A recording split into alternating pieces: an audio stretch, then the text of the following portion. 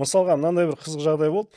Университетте сабақ беріп жүргенде осыдан бір жыл бұрын бір студентім мынау Астана университетіндегі жаңағы бір қызға тиіскен жаңағы харасмент жасады ғой деймін. Медициналық университет, Иә, харасмент болды. Иә, жұмыстан шығарылды. Сол кейс туралы жазайын деді бір студентім. Сосын мен жарайды дедім, ақпарат жинады. Ол енді студент болғаннан әлі тәжірибесі жоқ. Мен әр қадамын бақылап айтып отырмын, кеңес беріп отырмын. Мынадан алыңыз. Біріншіден сол жәбір көрген қыздың байланыс нөмірін алып хабарласты. Одан бүкіл жаңағы оқиғаның бәрін түсіндіріп алды. Өзінің жағдайын бәрін жаңағы қаншалық тақырып сезімтал оған қиын болса да түсіндіріп, пікірін жақсылап алды. Содан кейін біз бәрібір оқиғаның екінші жағында естуге тырысуымыз керек қой, ол жақта не болған. Профессордың байланыс нөмірін таба алмай қойды.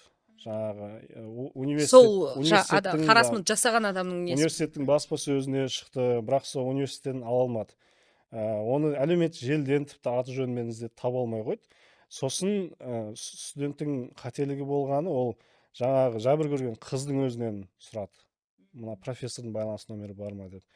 Ол одан бетер ашуланып, сіз не үшін оның нөмірін іздеп жатырсыз? Мен сізге айттым емес пе?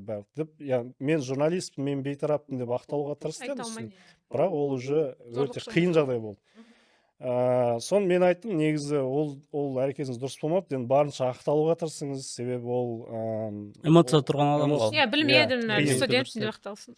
Сосын бірақ енді бәрібір жазып шықтық. Біз профессордың байланыс нөмірін таба алмады, бірақ профессордың жағдайына қатысты оның бір туысы әлеуметтік желіде мәлімдеме жасапты. Ең болмағанда жанама түрде баланс болсын деп соның пікірін бердік, бірақ оқиғаны түгел суреттеп жазып шықтық. Сондай, мысалы, осы жағдайда университеттің баспасөзі бірден байланыстыру керек еді. Журналист сұраса, жаңағы немесе ресми өкіл шығып сөйлесін, немесе профессордың өзі сөйлесін. Яғни оның да позициясын беру керек. Иә, профессор бізде жұмыс жасайды, кешірім сұраймыз деген. Ондайға жол бермейміз университет ретінде. Олар үндемей жасырып қоя салғаны, ол керісінше ушықтырып жүреді. Үндемеген үйдей пәледен құтылмайды, үйдей пәле тауып алады.